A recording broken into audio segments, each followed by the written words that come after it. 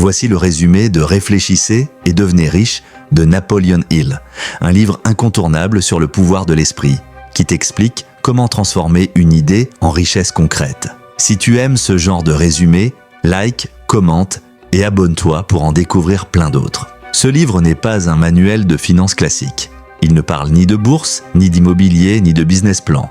Il parle de quelque chose de plus puissant, ta manière de penser. Dans les années 30, Napoleon Hill reçoit une mission d'Andrew Carnegie, interviewer les hommes les plus riches de son temps pour découvrir le secret de leur réussite.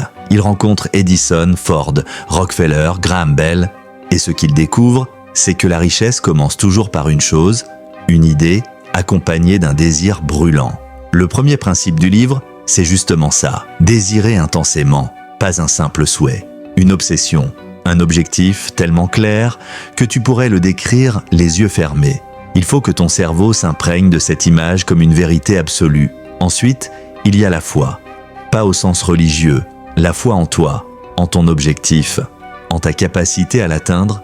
Il le dit clairement, ce que l'esprit peut concevoir et croire, il peut l'atteindre. Mais cette foi ne tombe pas du ciel. Elle se construit grâce à l'autosuggestion, des phrases positives que tu répètes chaque jour pour reprogrammer ton subconscient. Exemple, je mérite la richesse, je suis en train de bâtir ma fortune, je trouverai les moyens. Ces affirmations ne sont pas magiques, mais elles t'obligent à agir comme quelqu'un qui croit en sa réussite. Puis vient le savoir spécialisé. Ce n'est pas la quantité d'informations qui compte, mais la capacité à l'appliquer. Les riches ne savent pas tout, mais ils maîtrisent une compétence utile. Ils deviennent indispensables dans un domaine précis. Et bien sûr, il faut un plan d'action clair, même s'il est imparfait, même s'il échoue, parce que l'échec pour Hill n'est qu'un test, un filtre. Ceux qui persévèrent, malgré les échecs, sont ceux qui finissent par réussir. Et attention, si ton plan échoue, change de plan, pas de but. Autre point clé, le mastermind. Hill insiste sur l'importance de s'entourer d'un petit groupe de personnes partageant les mêmes objectifs. Leurs idées fusionnent, leur énergie s'additionne. Ensemble, ils pensent mieux, agissent plus vite, voient plus loin, mais l'ennemi, c'est la peur. Peur de l'échec, peur du jugement, peur de perdre. Hill identifie 6 grandes peurs qui freinent la réussite. La seule manière de les vaincre, l'action et la foi en ton objectif. Enfin, Hill parle d'un 6e sens, l'intuition.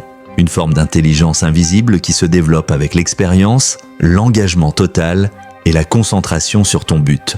À la fin, tout se résume en une phrase, l'homme qui gagne, c'est celui qui sait exactement ce qu'il veut et qui est prêt à tout pour l'obtenir. Tu veux devenir riche? Commence par croire que c'est possible, puis désire-le assez fort. Forme-toi, agis, persévère et surtout, entoure-toi bien. Ce livre n'est pas une méthode miracle, mais c'est une révélation. Il t'apprend que ta richesse commence dans ta tête. Et toi, que penses-tu de Réfléchissez et devenez riche? Est-ce qu'il a changé ta manière de voir le succès?